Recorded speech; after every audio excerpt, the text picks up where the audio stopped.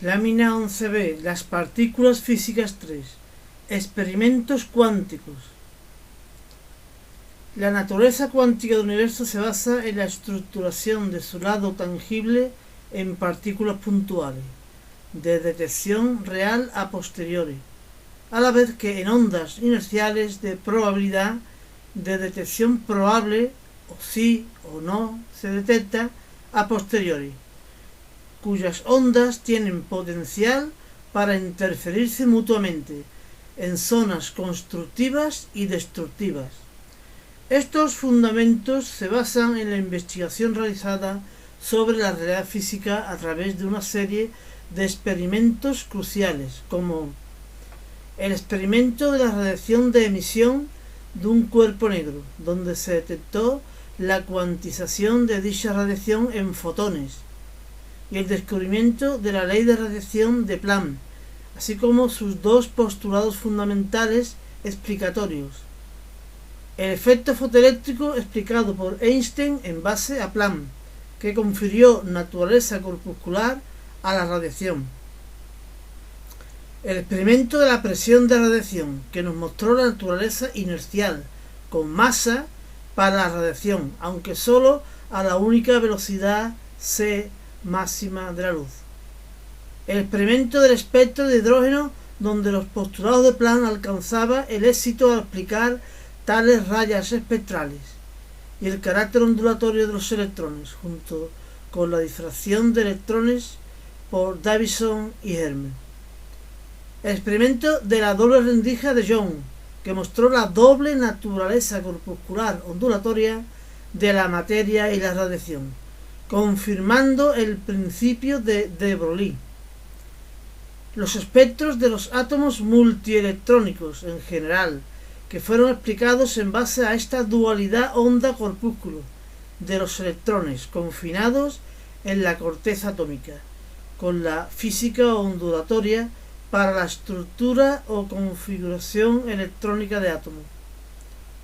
la escala de Planck, ampliación del espectro atómico para todas las partículas físicas; y finalmente el experimento de Stern-Gerlach, con la confirmación del spin de las partículas físicas, donde se detecta la existencia de un spin angular magnético intrínseco oculto en el interior de las partículas, que se detectan con la aplicación de un gradiente magnético, que separan tales partículas sorprendentemente en solo dos grupos de spins iguales, pero opuestos. Cuantización de esta propiedad intrínseca direccional. La radiación de emisión de un cuerpo negro, los postulados de Planck de la física cuántica para la radiación. En este experimento se inyecta una radiación compuesta por todas las frecuencias en una cavidad aislada, donde tal radiación se refleja internamente hasta ocupar todo el volumen interno y alcanzar el equilibrio térmico, o igual temperatura en todas sus partes, temperatura absoluta T.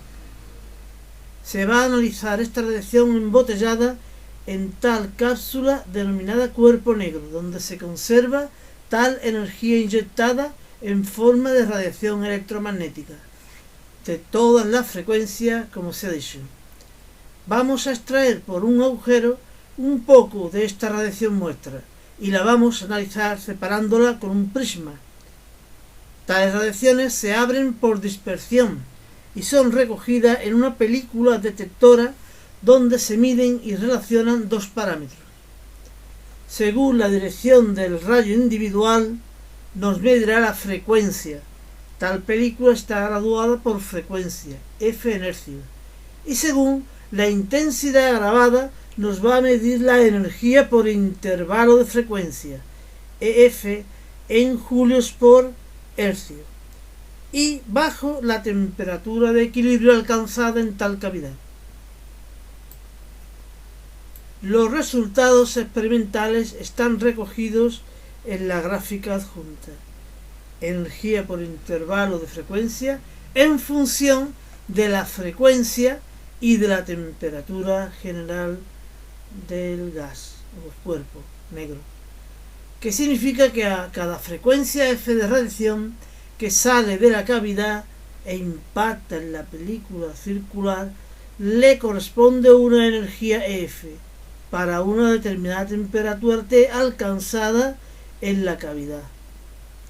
Vemos que inicialmente para frecuencias muy bajas la energía que transportan es también baja, pero que a medida que tenemos mayores frecuencias sube el contenido de sus energías hasta llegar a un máximo.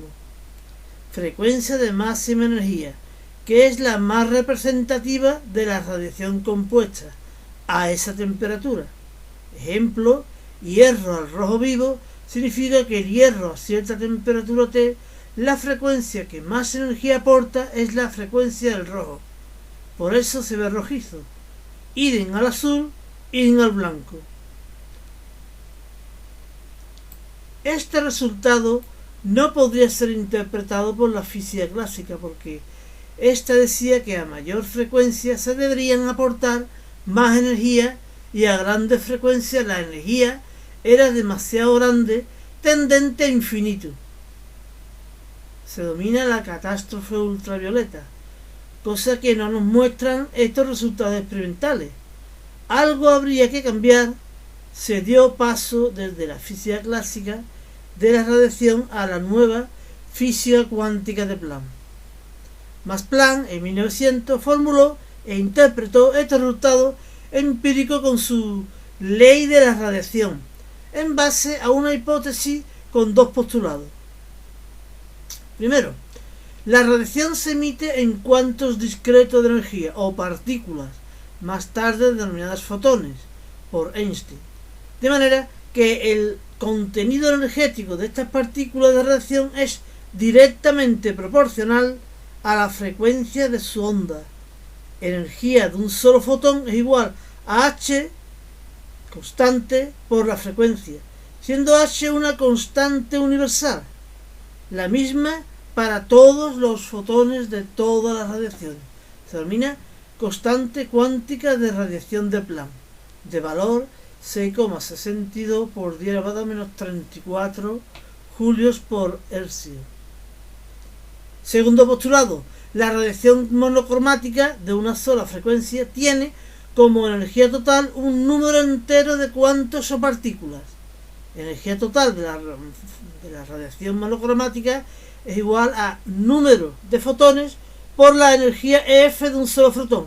Es decir, la energía total es igual a n fotones por la constante H por la frecuencia de esa radiación monocromática o monofrecuencia.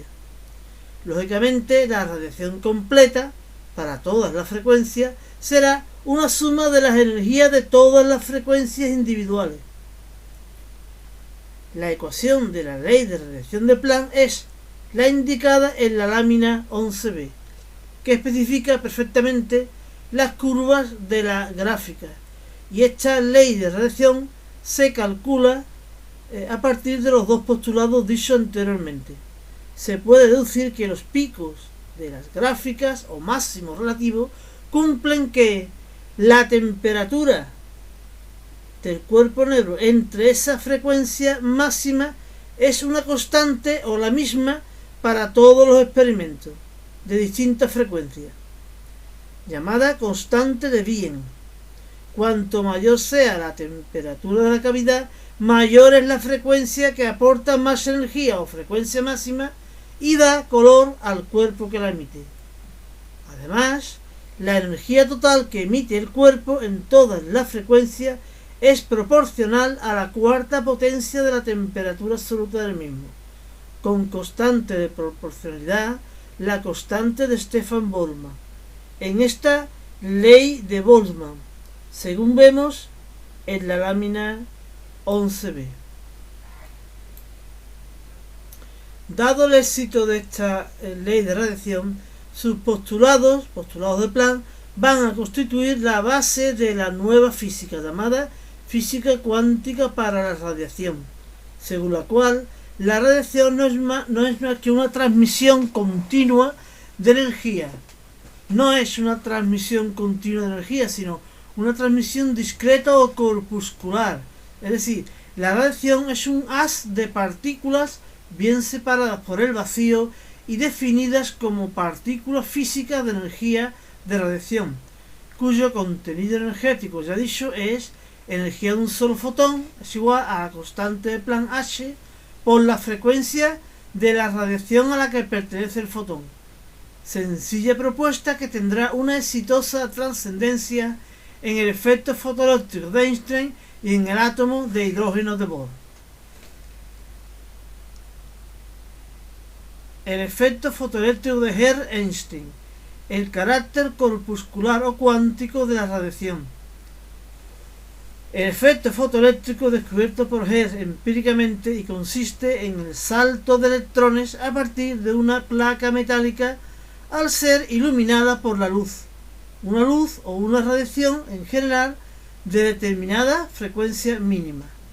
Se ilumina una placa metálica y enfrente se coloca un polo positivo donde se recogen los electrones que abandonan el metal, y a través de un amperímetro se mide la intensidad de corriente, a la vez que se mide la energía cinética de tales electrones que saltan. Se va a relacionar la frecuencia de la luz incidente con la energía cinética de los electrones que saltan de la placa metálica a la placa positiva. Hertz obtuvo la gráfica energía cinética en función de la frecuencia de la luz incidente, adjunta en el dibujo, donde se observa que al irradiar el metal con radiaciones de diversas frecuencias, entre 0, no hay radiación, y cierta frecuencia límite, llamada frecuencia umbral, dependiente del tipo de metal, no salta ningún electrón, sin energía cinética, y a partir de esta frecuencia, a mayores frecuencias que esta, mayores energías cinéticas proporcionalmente, linealmente o gráfica recta. No era posible arrancar electrones tan solamente aumentando la energía de la radiación ilimitadamente, con frecuencias siempre menores que esa frecuencia límite umbral FU. Solo se conseguiría elevar la temperatura o fundir el metal. Y, contrariamente, con muy poca radiación, pero con frecuencias superiores a la frecuencia umbral, se conseguía arrancar algunos electrones. Y si se quería arrancar más, se aumentaba la energía total de la radiación. Esto es síntoma de que la radiación no funciona como un conjunto, sino como un haz de paquetes, cuantos o partículas, los fotones, que golpean individual o cuánticamente a cada electrón. El efecto fotoeléctrico es un fenómeno individual, fotón-electrón, o cuántico, por lo que para arrancar un electrón solo hace falta un fotón, un solo fotón, pero de energía tal que supere la energía de arranque del electrón en la red metálica. La proporción energía del fotón y frecuencia se explica por el segundo postulado de Planck, hipótesis utilizada por Einstein apoyando la recién nacida física cuántica de Planck. Los cálculos de Einstein fueron los siguientes: la energía de la radiación, y concretamente de cada fotón individual que impacta con su electrón, es la suma de la energía umbral de arranque EU. El electrón está enlazado con la red metálica y necesita un empujón inicial, más la energía cinética del electrón ya liberado, que se dirige al polo positivo. En definitiva, la energía del fotón que impacta se invierte en energía umbral de arranque inicial más la energía cinética del electrón arrancado. Según Planck, la energía aportada por el fotón es energía del fotón es igual constante H de Planck por frecuencia, y la energía umbral de arranque o mínima energía necesaria para tan solo empezar a arrancar se relaciona con cierta mínima frecuencia necesaria para ello, o frecuencia umbral, según energía umbral es igual constante h de Planck por frecuencia mínima de umbral. Sustituyendo queda energía del fotón impactante igual constante h por frecuencia de impacto igual a constante h por frecuencia mínima de umbral más energía cinética. Se tiene por fin que la energía cinética es igual a la constante h por la diferencia entre la frecuencia aplicada de la luz incidente menos la frecuencia umbral mínima, explicando perfectamente la gráfica de Hertz del efecto fotoeléctrico, y por ello Einstein recibió el premio Nobel. Veamos las consecuencias. Si tenemos radiación de poca energía, pero logra arrancar electrones, es porque la frecuencia es superior al umbral, F mayor que FU, pero con pocos fotones. Se produce efecto fotoeléctrico, pero de baja intensidad por pocos electrones. Si tenemos gran energía, pero con frecuencia inferior al umbral, F menor que FU, no se produce efecto fotoeléctrico por muchos fotones que impacten. ¿Por qué? Porque como el fenómeno es cuántico, un fotón arranca a un electrón individualmente. Los fotones no tienen suficiente energía para arrancar a su electrón. Solo se calentaría el metal, daría mayores velocidades de vibración a sus átomos. Si la radiación tiene mucha energía y mucha frecuencia mayor que el umbral, se produce efecto fotoeléctrico. Cada fotón arranca su electrón y como son muy numerosos los fotones, se produce un abundante chorro de electrones arrancados. Alta intensidad registrada. Pero en todo caso, el fenómeno es individual. Fotón absorbido, electrón arrancado. Es cuántico. Y la radiación es un haz de partículas individuales o fotones. El efecto fotoeléctrico y la interpretación de Einstein son la clave para adjudicar a los fotones su carácter cuántico, corpuscular, y por tanto el carácter corpuscular de la radiación.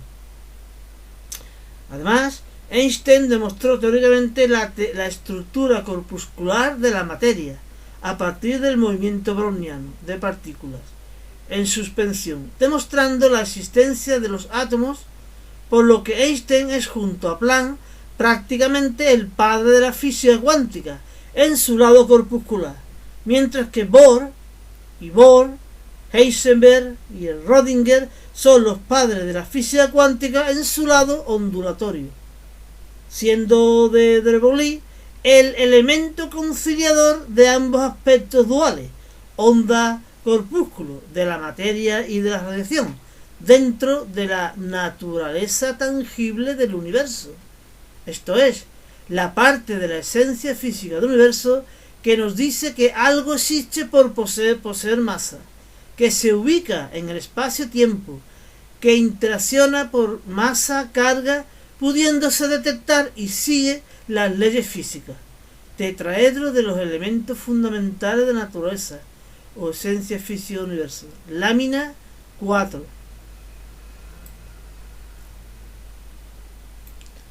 La presión de radiación. La radiación está dotada de partículas de energía pura, con masa inercial y cantidad de movimiento. En este experimento se averigua que la luz tiene inercia, o masa en vuelo, masa en su aspecto inercial, pero a la única velocidad c de la luz, para todo tipo de radiaciones y fotones, aunque cada radiación de cierta frecuencia, de cierta longitud de onda, de cierta masa y de cierta energía tiene su propio fotón. Aun así, estos valores son relativos, donde la velocidad relativa emisor-receptor, efecto Doppler, provoca la relatividad en tales valores, pero sigue siendo la velocidad de la luz uniforme y absoluta.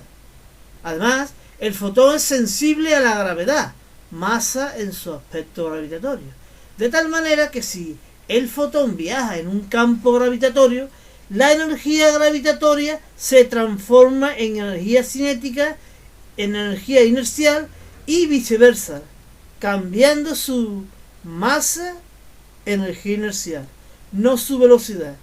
Velocidad C constante. Este experimento consiste en irradiar una radiación desde un foco hacia una laminilla reflectante, giratoria, donde se refleja de manera que, como cualquier partícula, el fotón entra con cantidad de movimiento P sub 0 igual a MC, a menos MC, y se refleja con P final igual a MC. Al chocar rebota y mueve las paletas, es decir, posee inercia.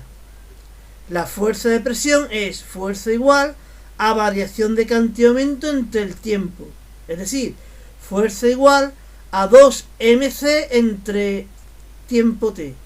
Como la energía es mc cuadrado y la energía es h por frecuencia, según Einstein y Planck, tenemos que la fuerza de impacto de la luz sobre la laminilla es 2hf dividida entre tc, lanzando radiaciones de creciente frecuencia f, se obtienen crecientes fuerzas de impacto, medibles por la rotación de las paletas, averiguándose que la luz realiza presión sobre la materia, aunque extremadamente débil.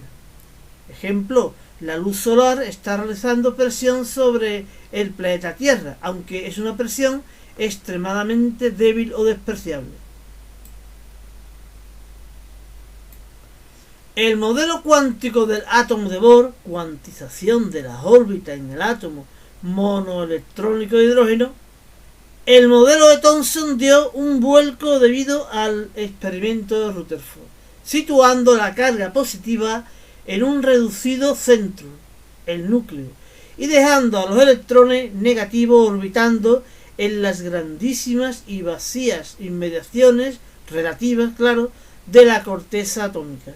No obstante, la descripción de la corteza atómica quedó poco precisada por el modelo de Rutherford, quien dejó tal región atómica como de libre circulación, es decir, cualquier trayectoria circular de cualquier radio de órbita era posible.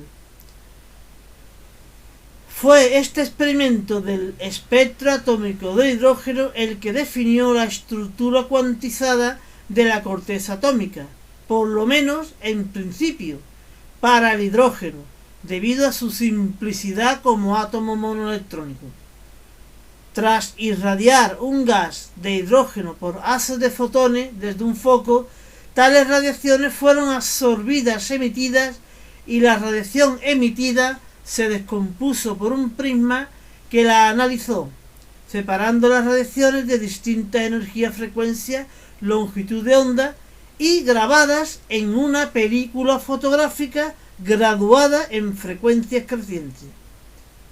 El resultado fue que se grabaron líneas separadas por nada, espectro de líneas del hidrógeno, resultando que no podía interpretarse por la física atómica clásica de Rutherford, porque se esperaba un espectro continuo, debido a todos los saltos posibles de los electrones en una corteza con todas las órbitas posibles, emitiendo todas las energías posibles de las radiaciones. Por otra parte, si los electrones se movían en la corteza con líneas continuas, sin saltos, la energía cinética se transformaba en eléctricas y viceversa, conservando la energía mecánica, y jamás emitirían fotones, al conservar la energía mecánica en esos supuestos movimientos continuos. La materia sería ciega, sin emitir imágenes. Contrariamente, el modelo de Bohr nos dice lo siguiente: Primer postulado.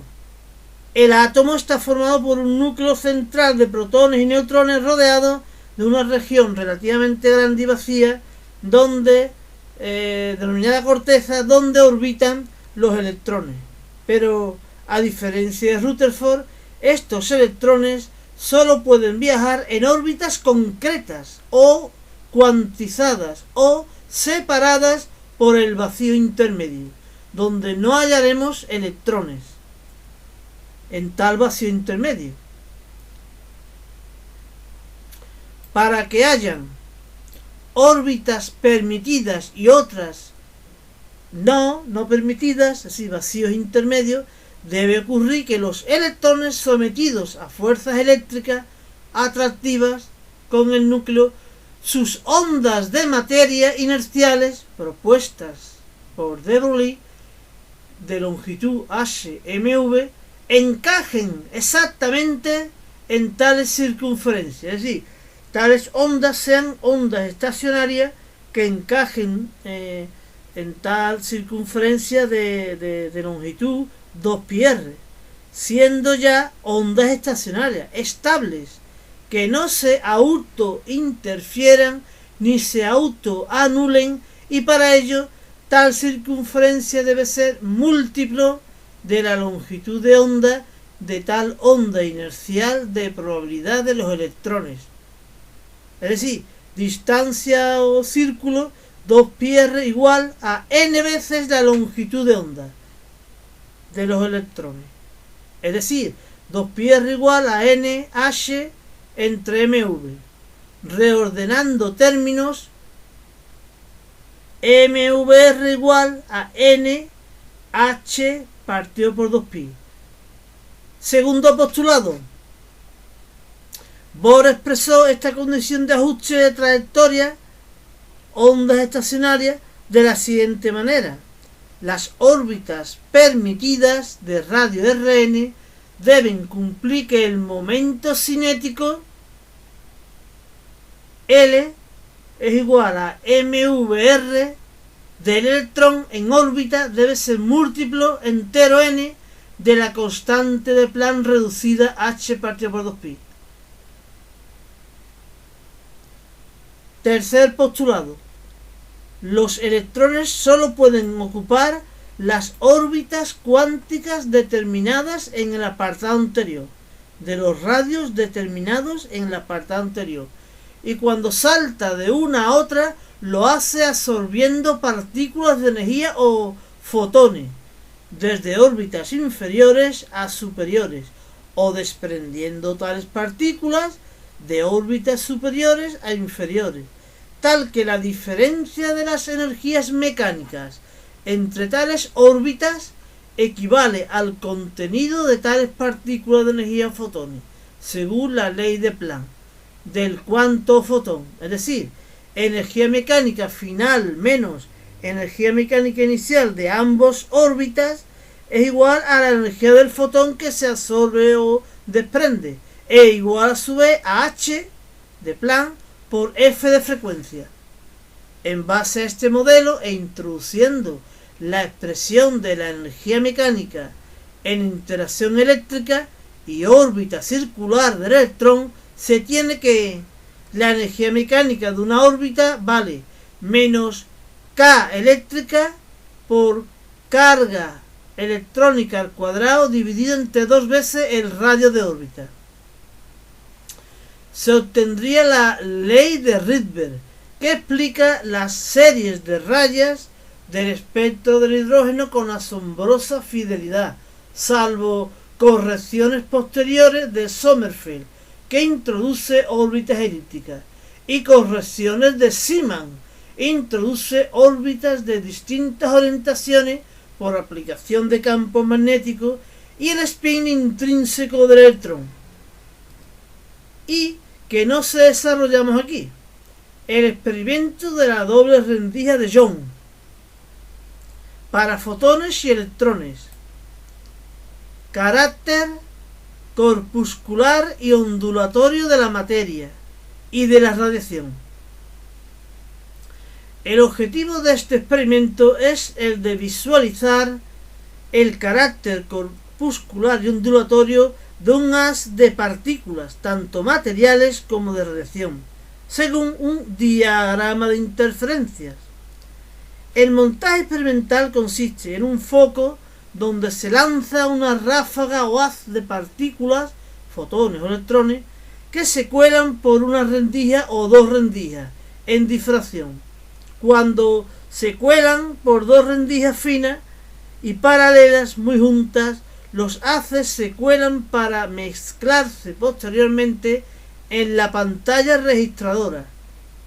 Si se mezclan formando dos franjas estrechas paralelas de impactos acumulativos, se dice que tiene un comportamiento corpuscular. Pero si se mezclan o interfieren en una serie de franjas paralelas, estrechas, periódicas, con franjas oscuras y franjas claras, se dice que tiene un comportamiento ondulatorio con máximos y mínimos, constructivos y destructivos.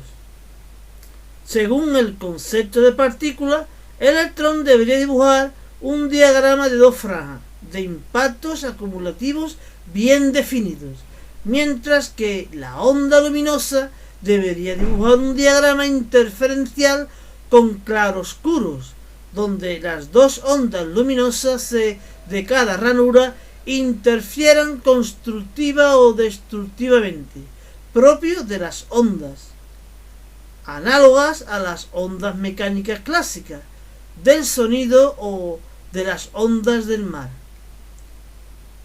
El resultado del experimento fue sorprendente, pues los electrones lanzados trazaron un diagrama de interferencia ondulatorio, con zonas oscuras y zonas claras alternas.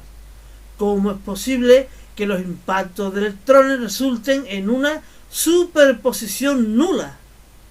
Si los haces de electrones tienen comportamientos ondulatorios, ¿cómo compaginar un haz de partículas electrónicas con ondas electrónicas? ¿Qué imagen mental deberíamos tener de los mismos?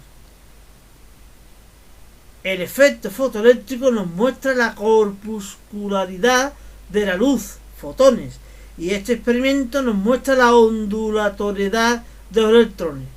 Parece ser que hemos descubierto una simetría en la naturaleza de los entes tangibles, de materia y radiación, como corpúsculo y como onda. La interpretación de esta doble dualidad o naturaleza, que se completa como triple dualidad con la dualidad masa-energía, se expone en el siguiente apartado. Continuamos con las dualidades materia-radiación, entes tangibles, energía-masa, propiedades inerciales interactivas y onda-corpúsculo, ubicación puntual a posteriori y ondulatoria probabilística a priori. Por simetría, de Broglie, sabiendo que la radiación era una onda y a la vez son partículas, mientras que las partículas son corpúsculos, propuso para completar este cuadro que las partículas eran ondas, dualidad onda-corpúsculo de la materia y la radiación, cuyas propiedades como onda y como partícula se relacionan por la ecuación de Broglie.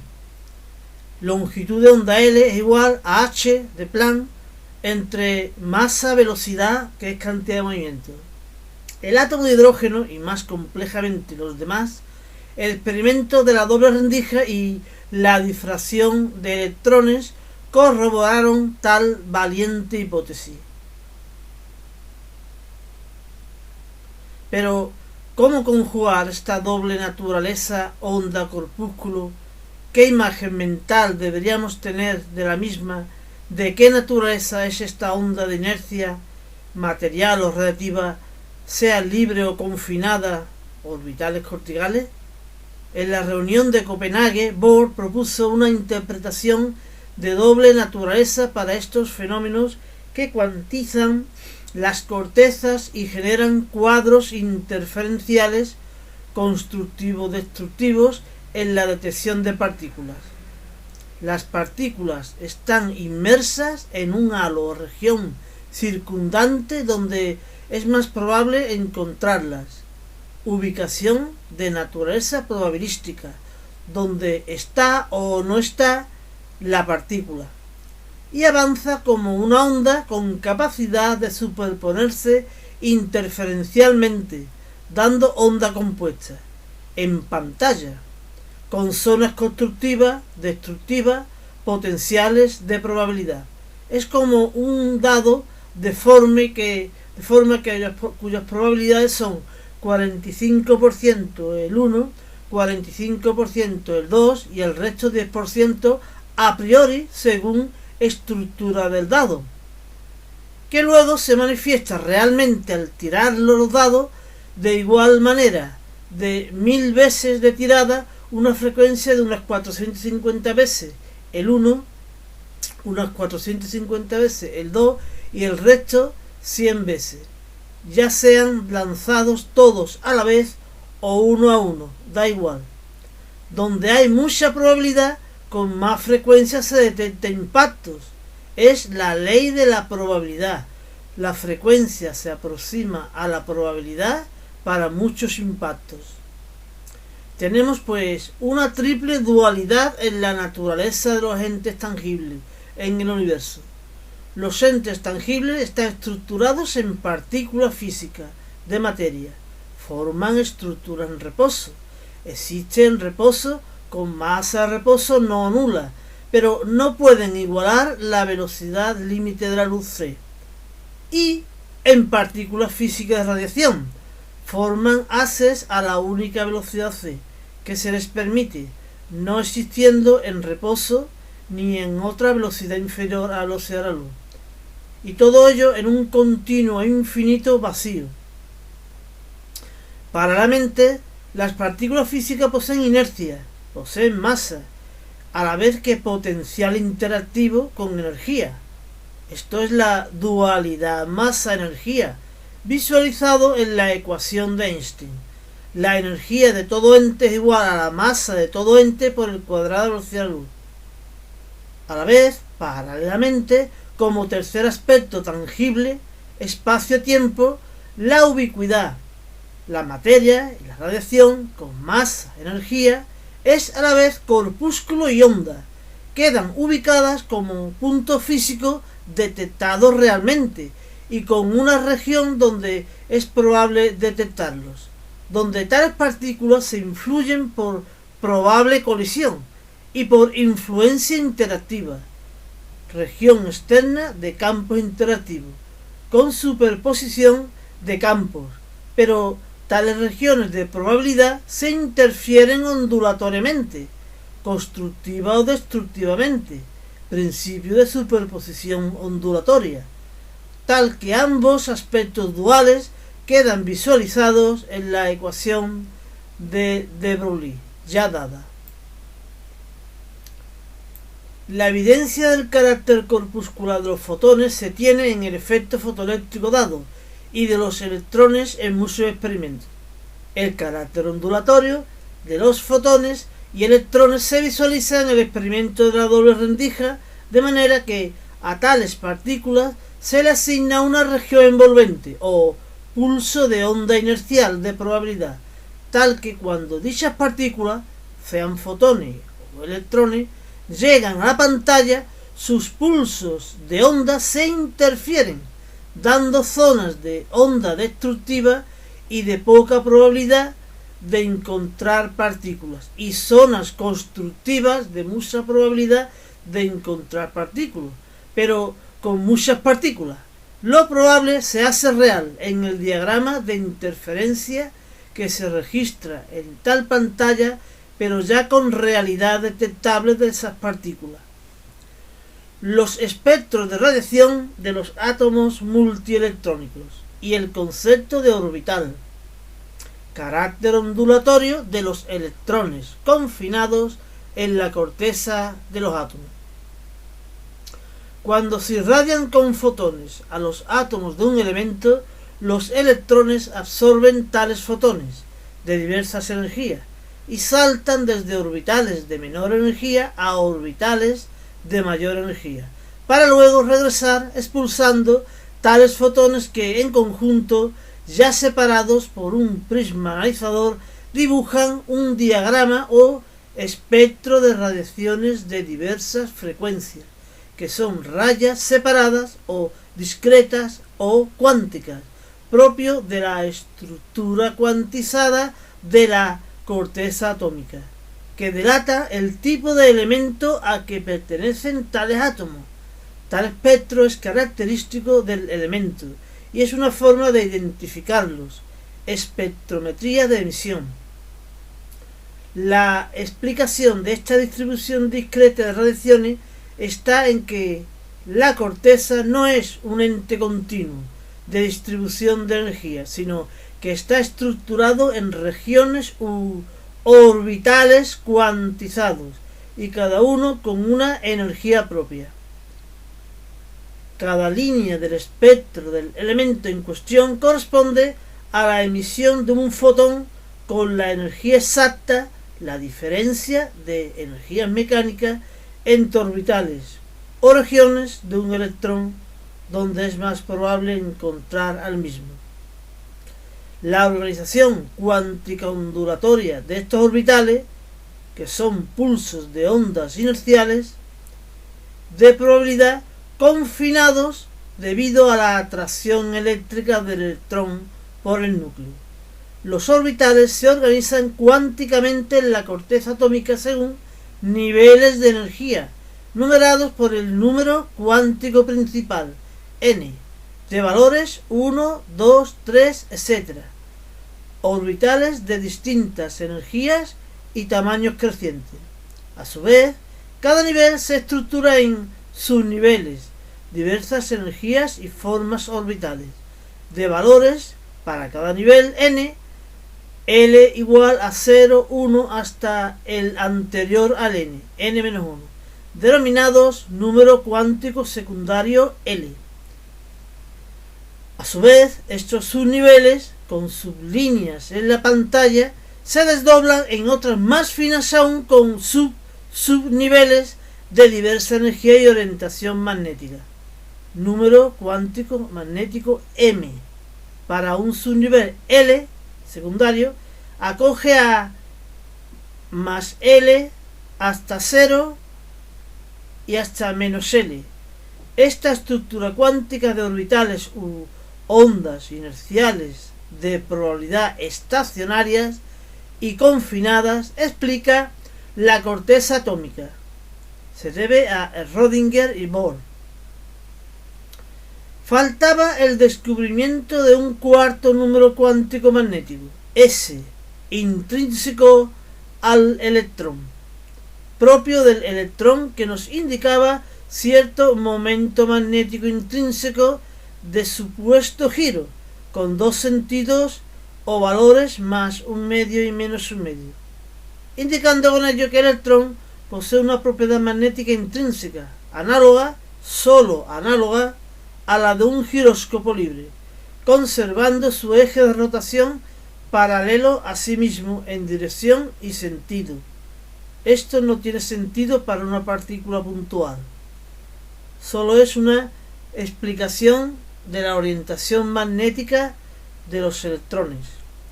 Así, el estado cuántico de un electrón queda definido por los tres números cuánticos del orbital donde eventualmente habita y el cuarto número cuántico de spin, que es invariable intrínsecamente durante toda su existencia. Tenemos entonces el estado cuántico de un electrón son número cuántico n principal, número cuántico L secundario, número cuántico m magnético y número cuántico intrínseco S de spin.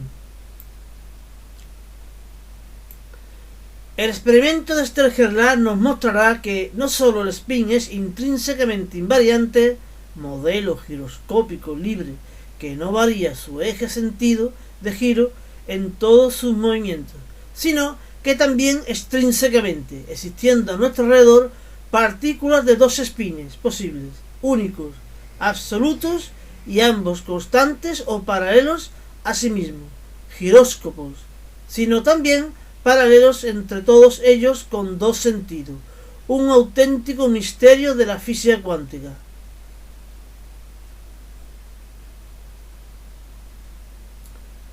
La escala de Planck. Este diagrama recoge todas las partículas físicas que existen en nuestro universo y muchos universos paralelos más con nuestras mismas constantes y leyes físicas. Las partículas físicas están ordenadas según su energía puntual o individual, según una escala logarítmica, escala o exponentes de 10. Para bosones de interacción, energía igual a masa c cuadrado igual a hf igual a hc partido por L, siendo h constante de Planck, f frecuencia, h constante de Planck, c velocidad de luz y L longitud de onda, y todo a la velocidad única de la luz y con masa intrínseca de reposo 0, desde el extremo inferior del punto de vacío de energía 0, luego con gravitones de muy poca energía, fotones de mayores energía pero del espectro electromagnético y bosones nucleares.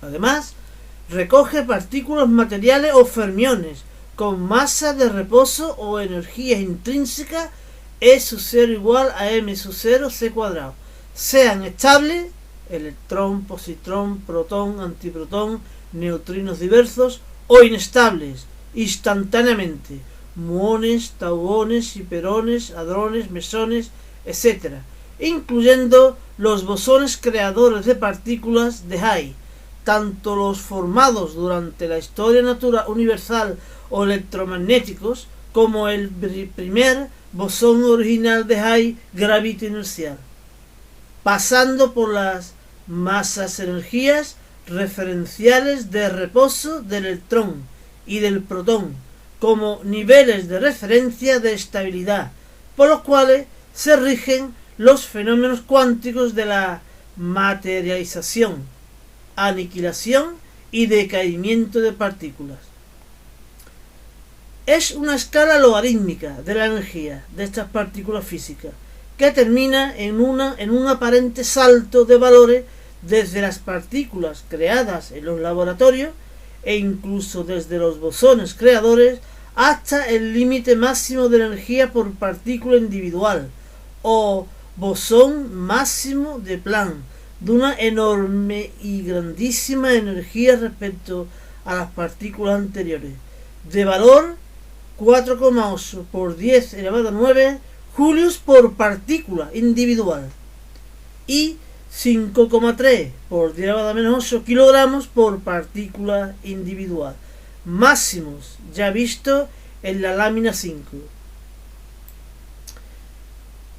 Se observa tal salto de valores denominado intervalo inexplicado, sin partículas descubiertas, y la explicación de esta ausencia de partículas desde el cuarto orden exponencial, es decir, desde 10 elevado a 4 al 19 orden en giga electronvoltios, 10 elevado a 19 giga electronvoltios, es que las indetectadas partículas de esa región son los bosones creadores de Higgs para otros universos paralelos de mucha mayor energía de su bosón original, de contenido energético muy superiores al de nuestro propio universo.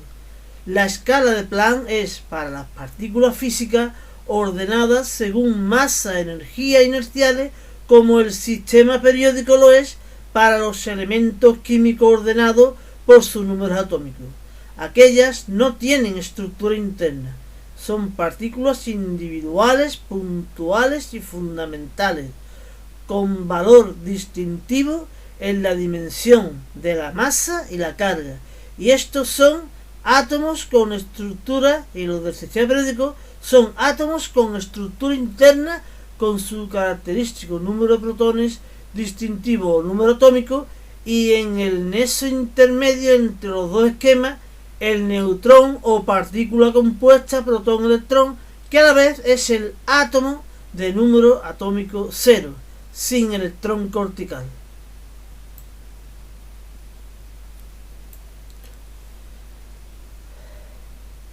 El experimento de Stern-Gerlach, el spin de Goldmi-Uhlenbeck para el electrón, el protón, el neutrón y el fotón. Conexión entre la física cuántica del spin y la cosmología. Este experimento es de naturaleza cuántica y magnética, ya que hace referencia a una propiedad intrínseca de las partículas fundamentales, como es el momento magnético intrínseco de electrones, protones, neutrones y fotones. En los experimentos del espectro atómico de diversos tipos de átomos se consiguieron rayas espectrales que representan las marcas que radiaciones individuales dejan en la película fotográfica, graduada debido a los distintos niveles de energía de los orbitales. Número cuántico principal, n igual a 1, 2, 3, etc. Sin embargo, un análisis más detallado descubrió subrayas en cada raya, correspondiente a subniveles, números cuánticos secundarios.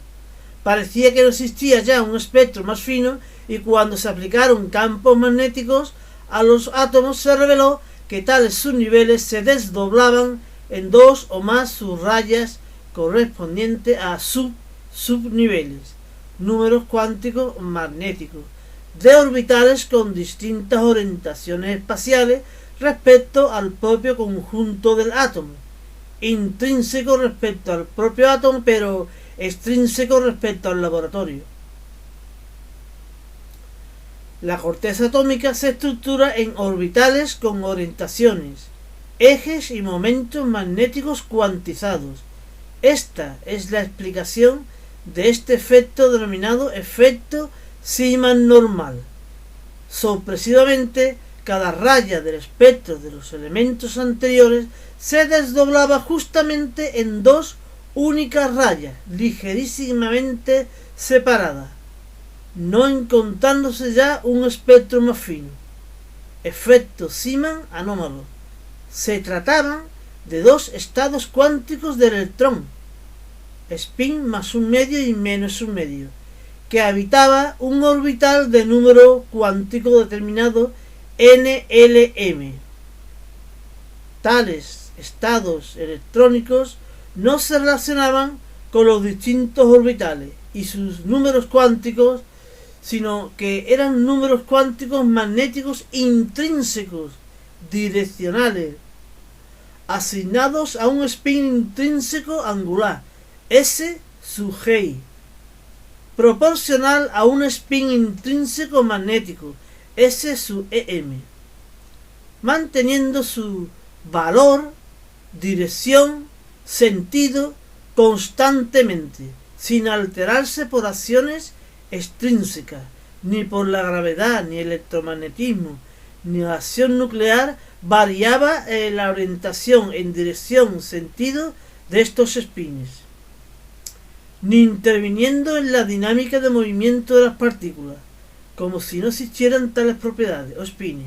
Por eso estaban ocultos en los electrones y se descubrió hasta los experimentos de Stern-Gerlach. De manera que pase lo que pase a estas partículas en su viaje por el universo, desde su génesis, los spins son valores intrínsecos absolutos en sus momentos cinéticos. Es parecido a una esferilla giroscópica que, pese a viajar en los campos interactivos gravitatorios, eléctricos y magnéticos, mantuviera su eje paralelo a sí mismo y en un sentido de giro constante. Aquí es donde existe la similitud en el comportamiento entre las partículas fundamentales puntuales y las esferas giratorias de libre rotación o giróscopos, pero nada más, sin equivalente puntual extenso, sin distinguir un sentido de giro intrínseco u otro. En el efecto anómalo de Zeeman, este propuso que los pares de rayas finales se debían a esta propiedad dual intrínseca de dos sentidos de rotación solo análogo a partículas puntuales con suficiente extensión cuántica para distinguirse las dos posibilidades de giro, adestrógira y alevógira, en todas las partículas físicas. Las interpretaciones cuánticas del electrón en la corteza atómica explicaron perfectamente la estructura del sistema periódico de los elementos, con las configuraciones electrónicas, familias de elementos, valencias, periodicidad extraordinaria y maravillosa, constituyendo uno de los grandes hitos de la física moderna cuántica por corpuscularidad y ondulatoriedad. La distinción de los dos valores cuánticos intrínsecos independientes del espacio-tiempo, del spin angular y magnético, iba a venir de la mano de un extraordinario experimento llevado a cabo por Esther Gerlach, que quedó explicado por Goldsmith y Uhlenberg, en base a los dos valores cuánticos del spin de Zeeman. Goldsmith y Uhlenberg en base a los dos valores cuánticos de spin de Zeeman. El experimento consiste en el montaje de un campo magnético variable en el espacio, según tal eje z, denominado gradiente del campo magnético, grad de B, orientado según un eje z desde un polo norte a un polo sur. Figura una cápsula que encierra una multitud de microdipolos magnéticos, por ejemplo, átomos de plata, donde las microcorrientes orbitales de sus electrones corticales pueden ser afectados por gradientes de campo magnético, pero globalmente este efecto es nulo en el átomo de plata para sus microcorrientes orbitales que se compensan a cero. Además, estos átomos de plata son neutros y no se ven afectados por campos magnéticos. Fuerzas de Lorentz nulas por neutralidad eléctrica. En esta circunstancia, lo que se debería esperar es un haz de átomos de plata que cruza los entrepolos sin desviarse, con carga neta neutra y por dipolo neto nulo, grabándose un punto en la pantalla. Sin embargo, el experimento nos muestra que se graban dos zonas separadas de impactos de átomos de plata como si existiera un dipolo magnético efectivo e inesperado en cada átomo de plata. Mientras los campos magnéticos desvían cargas, los gradientes de campos magnéticos desvían dipolos magnéticos. Si admitimos que los átomos de plata tienen un dipolo magnético, este no está en las órbitas de la corteza. Goldsmith y Uhlenberg interpretó esto como que los electrones en sí mismos son como dipolos magnéticos, y dado que en el átomo de plata cada orbital está ocupado por pares de electrones con todos los números cuánticos iguales, menos el cuarto de spin introducido por Pauli en el efecto anómalo de Zeeman en los espectros, todos se anulan globalmente, menos el último electrón desapareado del átomo de plata, que sí aportaría ese momento magnético o spin efectivo, SM. Esto provocaría que los átomos de plata se verían afectados por una fuerza magnética por gradiente dada por la siguiente ley. Fuerza en sentido del eje z, donde se dirige el vector gradiente de campo magnético, es decir, Fz es igual al spin del dipolo por el vector gradiente del campo magnético, Bz, por el coseno de A, que es el ángulo que forman los dos vectores. total queda igual a más menos, dos sentidos, más menos spin, componente Z, por el gradiente del campo magnético. Pero si el electrón terminal de cada átomo de plata tuviera un spin o momento magnético S, de direcciones, sentidos arbitrarios, ángulo arbitrario A entre el spin y el gradiente del campo, respecto al laboratorio y respecto al eje Z de ese montaje, habrían muchas componentes SZ igual a S por coseno de A, distinta, arbitraria en todas direcciones, resultando muchos vectores fuerza arbitrarios que desviarían arbitrariamente a los átomos en un cono de direcciones, grabándose una gran marca extensa y continua en la pantalla, lo que se esperaría en un resultado clásico. Contraria y sorprendentemente, se grabaron dos marcas iguales especulares respecto a la supuesta mancha clásica, que no salió. Salió dichas dos marcas iguales especulares. Esto se interpreta como que los spines de los átomos de plata solo tienen una dirección con dos sentidos, es decir, el momento magnético intrínseco o spin del electrón está cuantizado en solo un valor, S igual a H partido por 2, marcas especulares. Una dirección y dos sentidos de giro, dos marcas.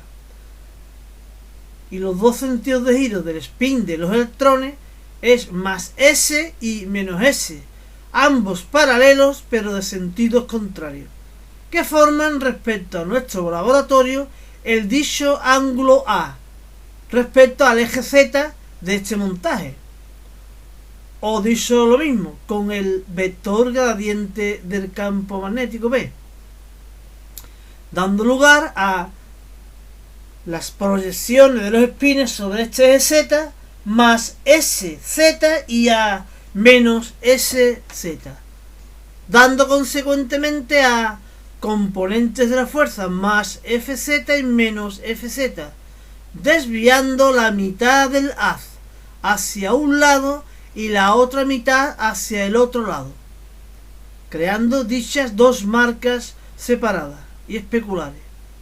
La igualdad de intensidad de ambas marcas se debe a que estadísticamente, con tantísimas partículas, los electrones últimos de la plata tienen spines en ambos sentidos al 50% prácticamente, estadísticamente. Esta orientación dicotómica del spin del electrón es única para cada laboratorio.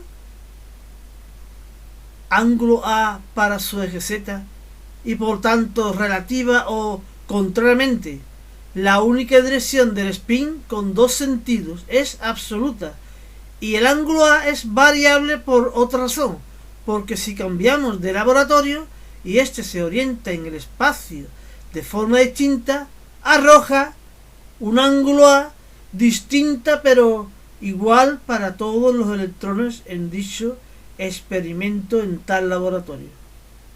Como el laboratorio se mueve en el espacio, tal ángulo A y tales componentes más SZ y menos SZ varían, pero cualitativamente siguen trazándose las dos marcas simétricas, iguales en la pantalla, distinguiéndose los dos tipos de electrones con cada orientación de spin opuestos. Por otra parte, existirá una posición privilegiada de tal laboratorio en el espacio tal que haga que el ángulo entre el spin y el eje Z sea A igual 90 grados, dando lugar a unas componente SZ igual a 0, no desviándose ningún electrón ni átomo de plata, no distinguiéndose y trazando una sola marca. Se evidenciaría la dirección del eje de spin, que sería perpendicular al eje Z del gradiente magnético en el laboratorio, y este sería una dirección privilegiada y absoluta del universo, reflejada en sus partículas fundamentales electrónicas. Esta dirección absoluta convierte al mundo microscópico en anisótropo magnéticamente, pero ¿qué marco de referencia de las partículas, al ser intrínseco, no se ve afectada por fenomenología externa, y por ello han permanecido paralelamente en esa dirección y sentido desde la génesis de dichas partículas en el Big Bang? Tenemos ¿qué marco de referencia nos ayuda a enclavar esta dirección privilegiada de los ejes de los espines intrínsecos de las partículas si el universo es desconcertantemente dinámico y no hay estructura en reposo ni en reposo permanente para que podamos enclavar esta dirección privilegiada de todos los ejes de spin? La respuesta está en el modelo cosmológico de origen superficial esférico. En el origen universal, la génesis del universo o Big Bang consiste en el paso de lo inexistente o intangible a lo existente o tangible, con un protouniverso superficial esférico. Los bosones creadores de Higgs, por fluctuación gravitacional inercial, que se verá en las unidades 33, 34, 35 del capítulo I. Tales bosones virtuales se materializaron en fermiones inestables, quienes expulsaron su neutrino y se transformaron en fermiones estables, entre ellos los electrones, con espines perpendiculares a la superficie original, tanto orientados hacia afuera como hacia adentro. Idem para positrones. Estas partículas viajaron sometidas a las interacciones gravitatorias, electromagnéticas y nucleares, trazando un sinfín de trayectorias y perteneciendo a diversas estructuras materiales, pero la dirección sentido de sus espines intrínsecos permanecieron inalterables. Giróscopos microscópicos, cuánticos o puntuales, y son una especie de brújulas cuánticas que sirven para orientarse en el universo. Como se tratará en la unidad 55 del último capítulo, el paralelismo de los espines solo es local, como ejemplo dentro de un universo observable como el nuestro, pero universalmente. Todos los ejes de espines pasan por el centro del universo esférico. La parte nuestra reducida tienen espines prácticamente paralelos, aunque en dos sentidos. Cuando actualmente atrapamos estas partículas en un recipiente, siendo el último electrón de los átomos de plata, y las lanzamos sobre un gradiente magnético orientado según un eje Z dentro de un laboratorio, los ejes de los espines de todas ellas siguen siendo paralelos entre sí, en dos sentidos, y siguen siendo perpendiculares a la antigua superficie original, de donde salieron, ya imaginaria del protouniverso pasado, de tal manera que actuará una fuerza por gradiente magnético que las separará en dos grupos discretos, grabando dos manchas simétricas en una pantalla, como se observa en el dibujo final.